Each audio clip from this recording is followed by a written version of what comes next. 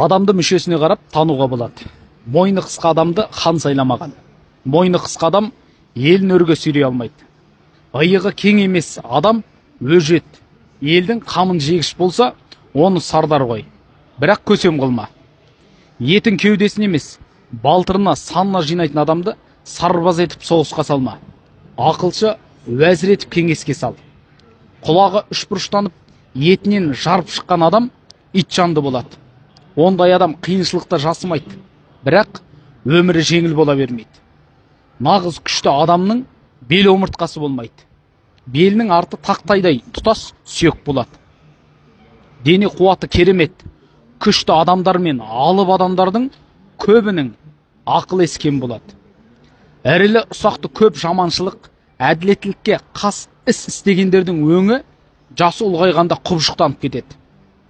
Қазақ баласын туғанда терісінде көгілдір қалы болса, ол сәби күнде кетіп қалатын болса, бұл баланы көп тәрбиеле. Ал туғандағы көгілдір қалы есейгенде ғана кететін болса, бұндай баланы тәрбиелемесең де саналы болады. Құлағы үлкен адамдардың күш қуаты жақсы болады. Егер құлағы үлкен сырғалығы жарасымды адам арық әлжуаз болса, оны тәрбиелеп жөнді тамақтандырса тез күшейеді. Маңдай тісі ор қояндыкіндей орысақ адамдар алған бетінен қайтпайды. Жүрек жұтқан адамдардың сақалы қою болмайды, селдір келеді.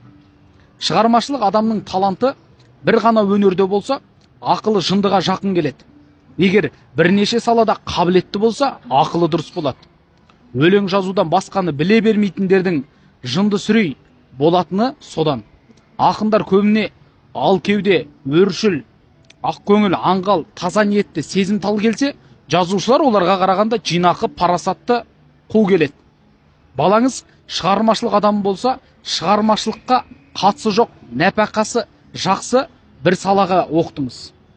Ақшасын содан тауып, ләззатын өнерден тапсын. Ақыл есімен өмірі орында болып, жақсы өмір сүреді. Қаламгер баланы әдебиет саласы бойынша оқыта берудің қажеті жоқ. Табаны жалпақ адам бір жерде тұрақтап тұрғысы келмейді.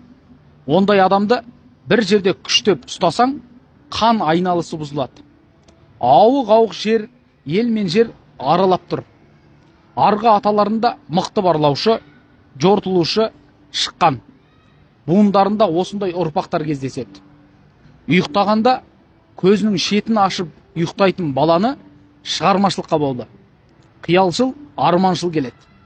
Тез қимылдайтын, әрекеті ширақ адамның күші аз болса да, жауынгерлігі артық болады.